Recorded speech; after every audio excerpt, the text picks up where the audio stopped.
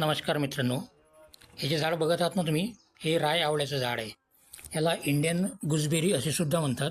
राय आवळा ही भारतात उगवणारी आयुर्वेदिक औषधी वनस्पती आहे. या आवळ्याच्या झाडामध्ये भरपूर प्रमाणात व्हिटॅमिन सी, अँटीऑक्सिडंट आणि कॅल्शियम आणि फॉस्फरस या खनिजांचा भरपूर प्रमाणात एक उत्तम स्रोत म्हणजे हे राय आवळ्याचं झाड आहे. या राय आवळ्याच्या झाडांना फळे, पाने यांचा उपयोग हा तर होतोच. शिवाय फळांचा उपयोग हा चटणी आणि लोणचे करण्याकरिता होतो.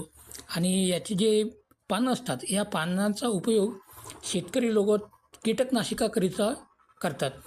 ज्यांना म्हणजे एक ऑर्गॅनिक कीटकनाशक बनवायचं आहे, ते या राय आवळ्याच्या पानांचा उपयोग करून त्यांच्या शेतात एक कीटकनाशक तयार करतात.